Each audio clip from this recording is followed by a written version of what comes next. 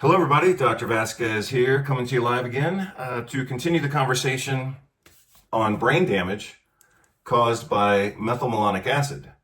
So, methylmalonic acid, as hopefully you know by now, is an endogenous or internal metabolite produced by the human body, and it is a neurotoxin. So, part of the question that I'm trying to answer for myself in the last two videos, including this one being the second of the last two, most recent two. The question I've been asking myself and trying to understand for a couple of years without too much urgency, but I've been curious about how deficiency of vitamin B12 causes brain damage and spinal cord damage, and how it occurs so rapidly and why is it permanent. With a lot of nutritional deficiencies, for the most part,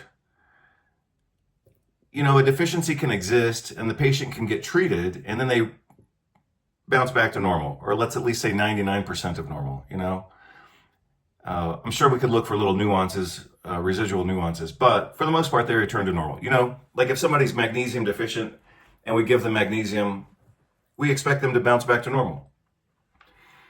Even if they've been, marginally deficient, let's say, for a couple of years, or certainly I think that would be the general expectation. But with deficiency of vitamin B12, people can be deficient and they never recover even after they've been given B12. So I've been wondering about that a little bit. And I started wondering about it more lately, so that's why I looked at a few articles.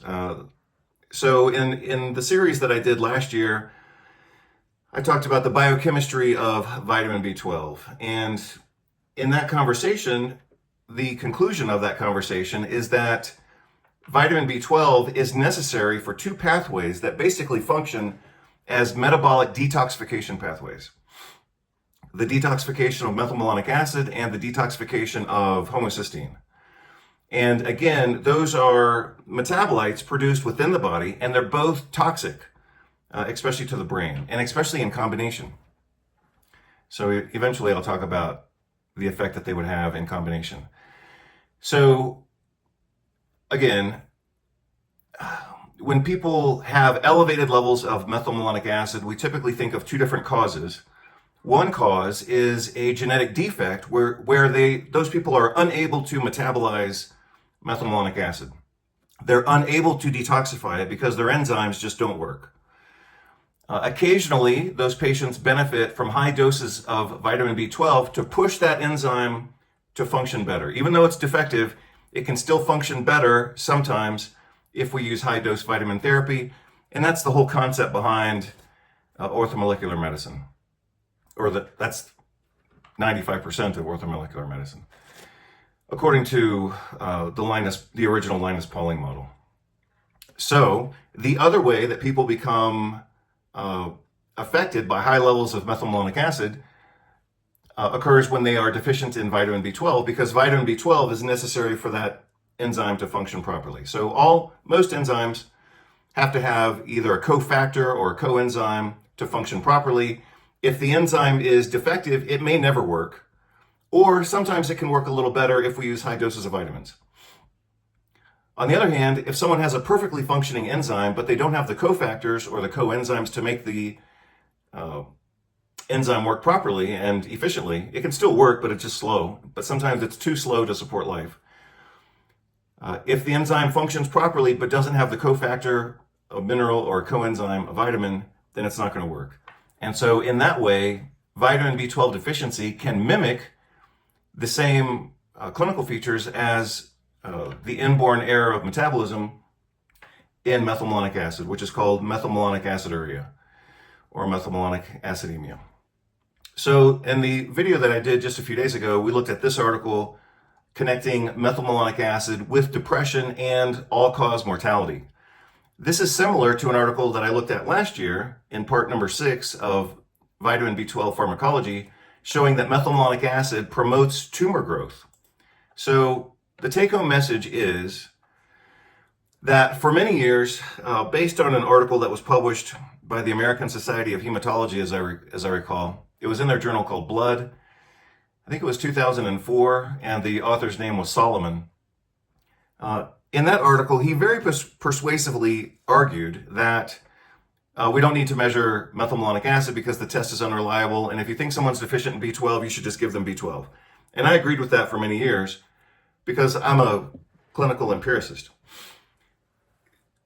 Now, however, I'm seeing the newer data show that we do actually have reason to measure methylmalonic acid. Not simply looking for B12 deficiency, even though that's what we're most commonly concerned with. We can also measure methylmalonic acid as a marker of neuroinflammation, mitochondrial impairment, and cancer risk. So again, I looked at this article with you just a few days ago. Good article.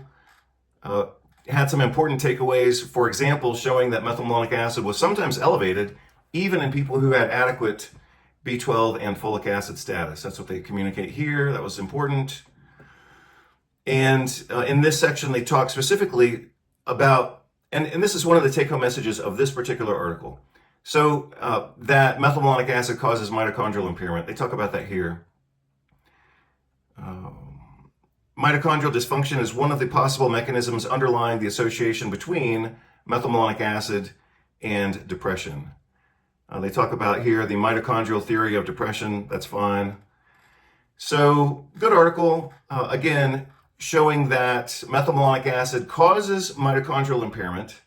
And because of the mitochondrial impairment, it results in depression and increased mortality. So that's an important article. Again, we looked at that in more detail last time. So now we're going to look at a different article showing a completely different mechanism, which is important. And so let's look at this article from Journal of Neuropathology and Experimental Neurology. This was published in March of 2017. Methylmalonic acid, or methylmalonate, same thing, induces inflammatory and apoptotic potential, a link to glial activation and neurological dysfunction. So this is another mechanism on top of mitochondrial impairment caused by MMA. I don't even think they mentioned mitochondria in this article, but the take-home message of this article is that a single exposure to methylmalonic acid causes, if not permanent, then certainly long-standing neuroinflammation. So what they showed here is that among two different populations of glial cells, in this case, most obviously astrocytes and microglia, a single exposure, a single dose of methylmalonic acid caused long-standing activation of both the glia and the astrocytes.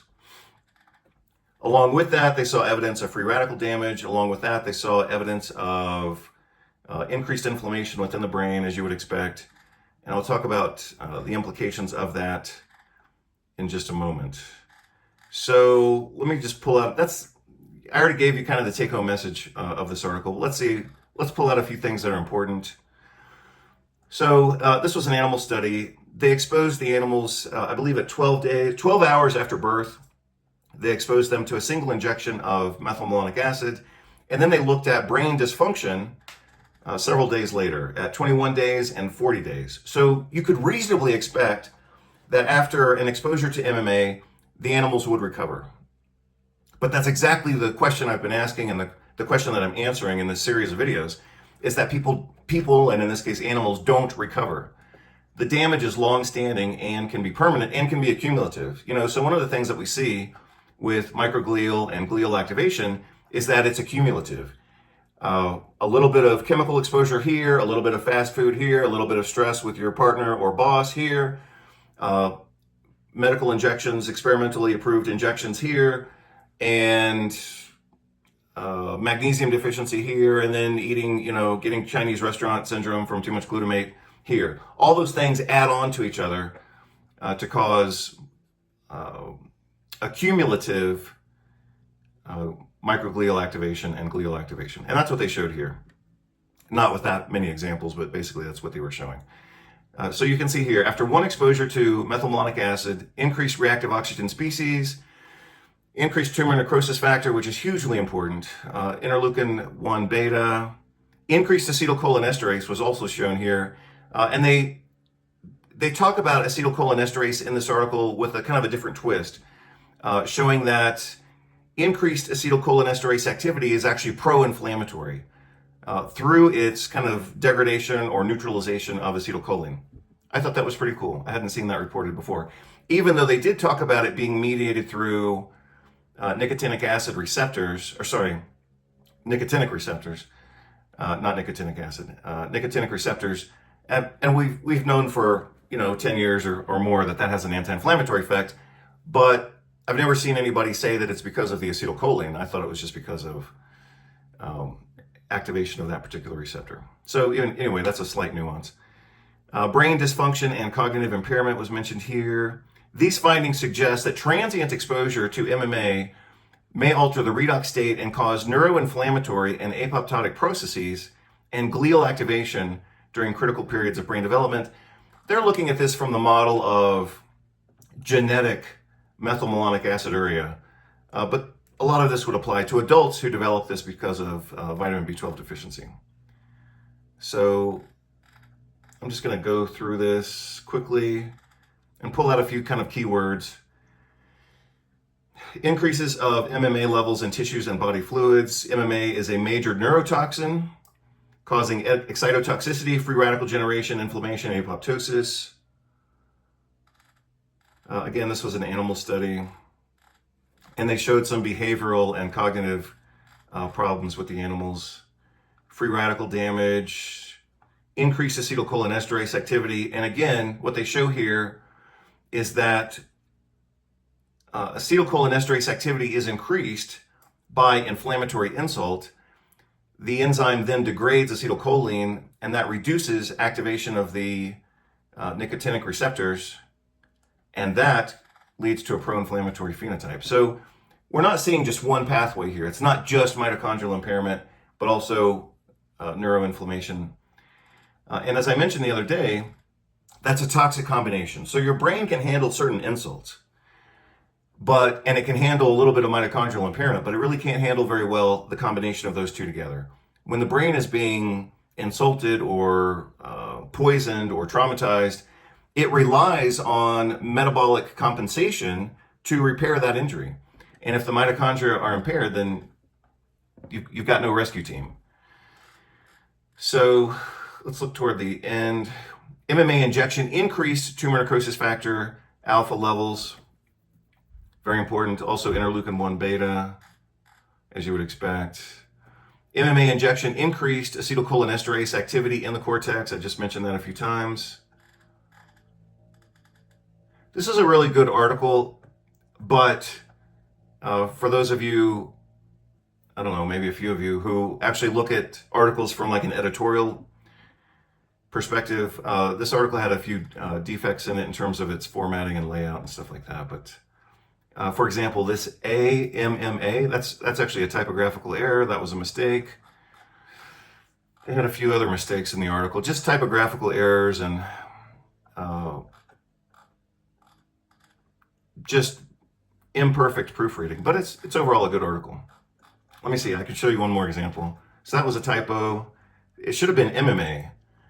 As you can see, I mean, throughout this article, they're talking about MMA, but for some reason, they didn't catch this mistake where they put AMMA. It was just a typographical error. I caught another one. I don't know where it is right now, but anyway, I wasn't really looking for errors, but sometimes I just happen to find them. So let's see, I think maybe it's later in the article, whatever. MMA increases tumor necrosis factor alpha levels at 21 days and 40 days. You can see here that TNF was elevated in all the examined regions of the brain: cortex, hippocampus, and striatum. So, this is motor and cognition, this is memory, and this is reward and motor activity as well. So that's a pretty big deal, but they showed it throughout the brain, not just one area of the brain. You can see the same thing here: cortex, hippocampus, striatum. Cortex, hippocampus, striatum, in virtually all of the investigations that they did. Apoptosis markers, caspase 1, caspase 3. Let me go back just a little bit. Yeah, so this was elevated acetylcholinesterase activity. You can see it was elevated across the board. And this was just cytokines in general.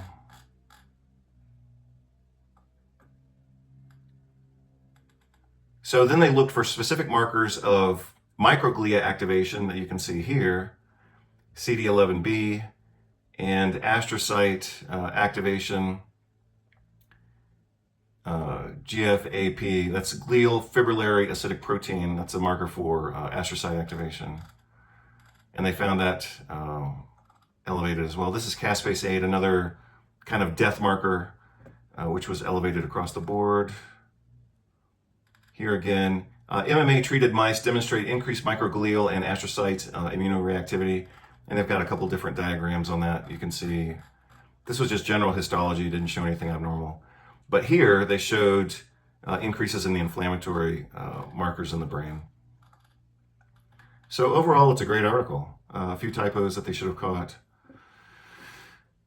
Let's see what I highlighted here. Neuroinflammation and glial dysfunction induced by acute and transient metabolic insult with methylmalonic acid sufficient to initiate pathological processes that lead to cerebral dysfunction and cognitive impairment. I mean, they could have gone farther than that. They could have said permanent paralysis, spinal cord damage, peripheral neuropathy, psychosis, syndromes that look like schizophrenia and catatonia. I mean, they could have gone a lot farther. But now we understand better the mechanisms. And like I said before in the other video, and I also already said it today, neuroinflammation, I talked about this in Inflammation Mastery, actually. You can see this conversation in the section on migraine and also in fibromyalgia.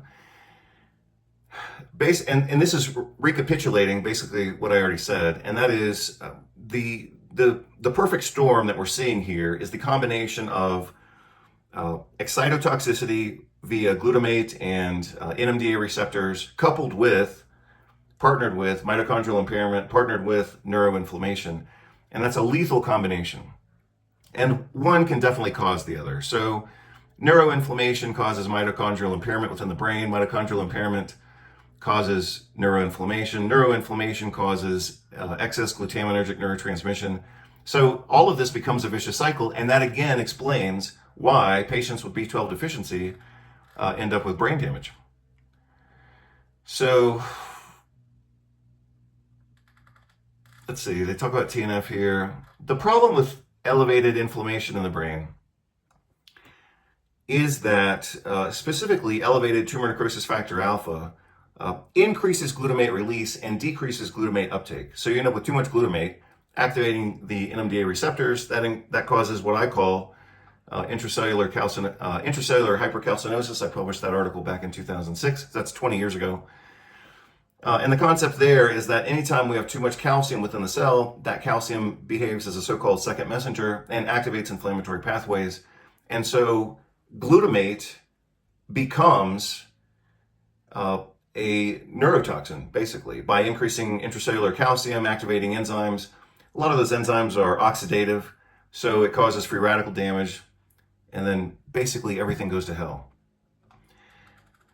Let's see if I want to mention anything here. So I highlighted something here. Yeah, well, here they actually say what I just said, even though I read it. I've known this for, I don't know, 10 years, something like that. Current evidence indicates that cytokines, especially tumor necrosis factor alpha, increases neuronal excitability by activating TNF receptors. Okay, that's cool. But now let's take it to the next level. Cerebral TNF receptors directly induce excitotoxicity through activation of NMDA receptors. That's pretty amazing.